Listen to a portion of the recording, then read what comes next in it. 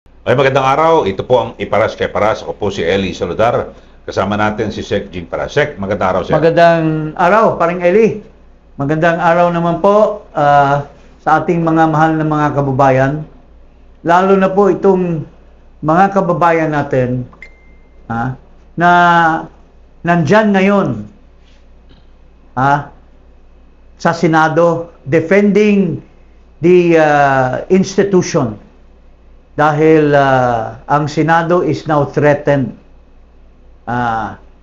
by certain forces who violated the Constitution against a co-equal branch of government. So, kayo po ay ang aming full support sa inyo na nanindigan dyan sa Senado at nananawagan po ako sa ating mga kababayan na protektahan po natin ang Senado. Isa sa mga remaining bastion of the branch of government who is fighting against tyranny, fighting against suppression, fighting against illegality of certain forces of the executive who wants to extend their boundaries over a co-equal branch of government such as the Senate. So, kayo po na nandyan ngayon, mga mahal nating mga kababayan, defend the Senate by all means. Defend the Senate President, defend the members of the Senate. Pero isang tao lamang ang huwag niyong depensahan kasi siya ay isang traidor. At ipapakita namin ngayon dito sa sasabihin ni Paring Eli. Okay? So, dito po kami sa podcast Paras kay Paras. Magandang hapon po sa inyo lahat. Okay, so yung mga nangyari po kahapon at lumilitaw na base rin po sa pagtatanong ng bagong Senate President Alan Peter Cayetano at maging Senator Amy Marcos na lumilitaw, umaga pa lang daw ay nasa NBI na o nasa Senado na ang NBI at nakipag-coordinate na sa Senate President na nooy si Senator Tito Soto. So, eto, ipapanood muna natin na Sec Jing para mas maganda. Yes. Yung memo ng yung nag-resign na Sergeant Arms. Okay. As directed, is the sequence of events as to the reported assault on Senator Ronald Bato de la Rosa. Earlier this morning, 7 o'clock in the morning, NBI NCR Chief Attorney Dongalo paid a call to the undersigned or kay Major General Samonte to coordinate an arrest order. As per agreement, the supposedly arrest should be effected when the warrant of arrest is presented as per guidance of the former Senate President Vicente C. Soto III. On or about 2 p.m., the warrant of arrest was shown to the former Senate President in the presence of the undersigned, but copies were not allowed to be distributed. So, alas 2 ng hapon, Senate President pa si Tito Soto nung ipinakita yung arrest warrant. Very clear. Isa-isahin po natin ito. Unang-una, hindi mo ipagkaila na alam na ni Soto na mayroong threat sa kanya. And most likely, si Bato de la Rosa, Senator Bato de la Rosa, would make a difference as far as the change of the leadership in the Senate. So, dito very clear na si Soto is well aware of the warrant that will be served against Bato. Kasi sinasabi, inamin dito ni General Samonte being the Sergeant at Arms, the head of the Sergeant at Arms ng Senado, as early in the morning pa lang, siyempre nagpaalam na siya kay Soto na may mga NBI na nagpunta sa loob ng Senado. And without even telling the members of the Senate, Soto took upon himself to allow the NBI In fact, very very important po itong gamit na words ng Sergeant at Arms, si General Samonte. Assault. Alam nyo ba ang meaning ng assault? Ha? Sinugod. Ha? Take over. You assault a certain entity, a certain location. Ibig sabihin yan, iti-take over mo. You assault a certain place. So, the word itself means na hindi maganda. Ha? Kasi the Sergeant at Arms could have used another word like will pay a visit, pero assault eh. And yet, pinayagan ito nitong traidor na iskol-bokol senator. Can you imagine, tatraidorin mo yung isang senador, and yet, he is aware of the Senate resolution na ang isang warrant of arrest that will be served should have the imprimatur of a Philippine court. Eh, nung 2:00 ng hapon, nakita na niya na walang order ang isang korte, direkta sa ICC. Huwag siyang magmaang-maangan itong kumag na Soto na ito, huwag kang magmamaang-maangan, iskol-bukol, na hindi mo alam na illegal yung arrest warrant without being presented first. At isa ka sa nag-approve ng Senate resolution dahil ikaw ang Senate President. And yet, pinayagan mo na mag-assault ang NBI together with, I'm sure that si Trillanes, alam mo rin na kasama dito sa NBI na assault. Pero pinayagan mo. Bakit?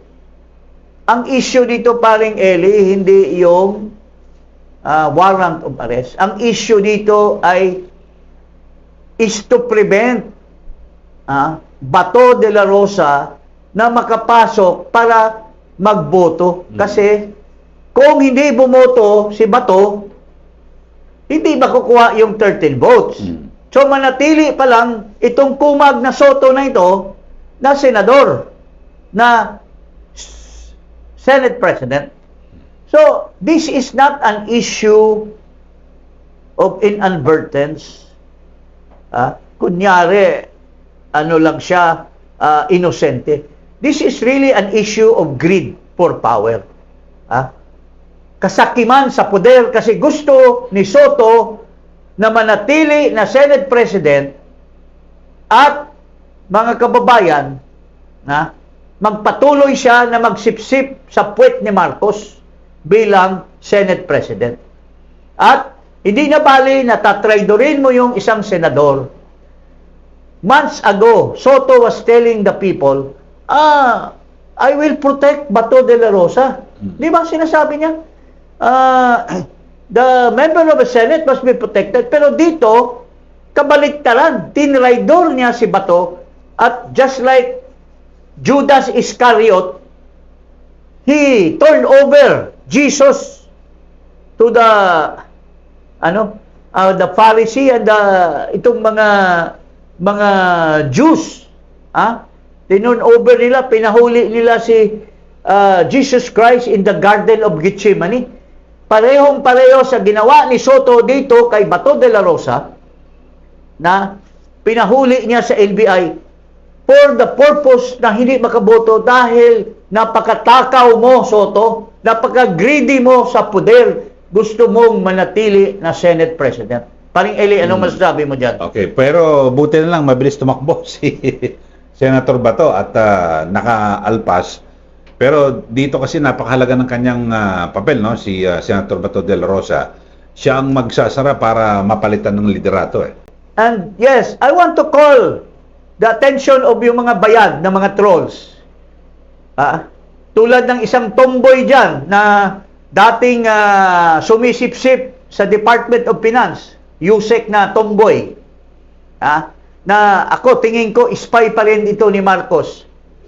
At so many other pinklawan ang dilawan ng mga trolls nilalait nila si Bato na mabilis daw tumakbo. Alam nyo, sa katotohanan lang, dapat tayong mga Pilipino ay bigyan natin ng ano ba yung praise, pare? Papuri. Papuri si Bato. Because he's running away from his detractors, itong mga walang hiya na mga NBI na nag-assault sa Senado, is a clear expression of his right in a democratic society. He was running away to cast his vote in a legitimate Senate transformation. Ha? Di ba, pare? Tinakbo siya, umiwas siya para lamang i-cast niya yung boto in a democratic way of changing the leadership of the Senate. Dapat tayo mga mamahal na mga kababayan, purihin natin si Bato dahil he made sure na hindi siya ma-prevent, na hindi niya mabigay yung kanyang boto dahil sa kabalbalan nitong iskul-bukol na senador na napakatakaw, gusto pang manatili. At sabi ng 18 Marines, ito yung isang allegedly tumanggap ng 5 maleta. Itong iskul-bukol na senador. Walang hiya ka, Mr. Senador, paring Eli. Pero dito, Sec Jing, yung papel ni dating Senador Antonio Trillanes, ano to, kasi ang sinasabi parang, usurpation of authority na wala naman siyang otoridad para mag-serve ng warrant at ito, ICC pa galing. So, ano ba ang kanyang papel at parang sinasapawan niya ibang opisyal ng gobyerno? Well, alam mo, gusto lang niyang sumakay. At alam ko, inutusan ni Marcos yan, inutusan ng satanas na babae dyan sa Malacanang. Kasi yun naman ang nagkukol ng shots dyan sa Malacanang. Mas masahol pa yan dito kay Bangag, yung satanas dyan. I'm sure she's the one calling the shot. And directly, itong si Matibag is under the direction of the Department of Justice. Can you imagine? Ito po, pakinggan natin kung paano itong pangyayari na ang NBI ay nagamit under the leadership of this madman na bagong NBI director na gamitin ang NBI sa isang illegal na serbisyo to serve the warrant of arrest. Ito, pakinggan natin si Marcos. No. You have misread it. We do not cooperate with the ICC. That is the position of this government. Sinasabi ni Marcos dito, mga kaibigan, na the government will never cooperate with the ICC. At nung hinuli or kinidnap nila si Pangulong Duterte, ito yung sinasabi ni Marcos, na ino-honor nila ang Interpol. Ibig sabihin, na hindi gagalaw tayo, hindi mag-cooperate, pero kung may wrong order ang Interpol, hindi niya pwedeng salungatin.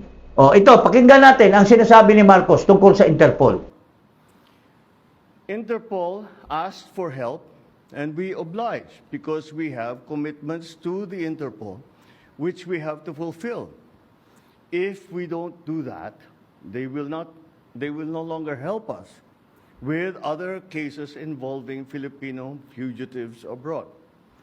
This is what the international community expects of us as the leader of a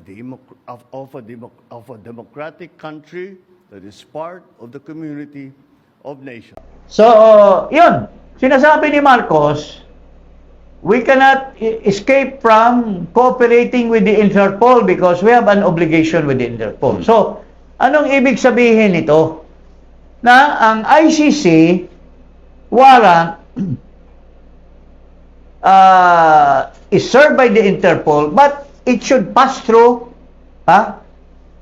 dito sa ahente ng Interpol, which is the Transnational Crime Bureau. Now, dito po mga kaibigan, ang NBI assaulted the Senate, bearing with them, together with a madman by the name of Trillanes, bearing with them an illegal warrant of arrest. Why is it illegal? Because sinuway yung order ng Pangulo na unang-una, dumaan mo na sa Interpol. At dahil dumaan sa Interpol, hindi natin pwedeng tanggihan. Pero ito, walang Interpol agent, walang tao sa representing the Interpol, which is the local transnational crime office ng Pilipinas. Ang sinong pumunta doon? Agents of the NBI, together with the madman by the name of Trillanes, who is even usurping the powers of the government. So paano maging valid yung warrant of arrest?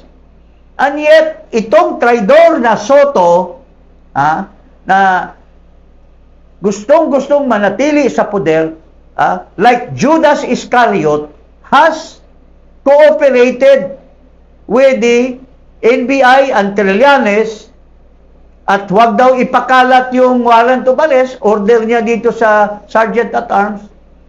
He was deliberate na talagang cooperating siya. And being the, alam mo, mga mahal kong mga senador, dapat imbestigahan nyo ito si Soto. Dapat he should be investigated by the Ethics Committee for committing a betrayal against another senator, for violating the resolution of the Senate, whereby it was already said that no warrant of a foreign country will be entertained by the Senate or by the Philippine government unless it passes through a regular court in the Philippines. Soto, alam mo, 2 p.m. pa lang, inamin na ni Sergeant at Arm na pinakita sa iyo yung warrant of arrest. Warrant of arrest ng ICC, hindi warrant of arrest ng local court. So, definitely, kasabwat ka dito sa pagpapahuli kay Bato in violation of the Senate resolution and in violation even of the statement of Marcos na kailangan dumaan sa Interpol, at ang representative ng Interpol, which is in the Philippines, the Office of the Transnational Crime, will be the one to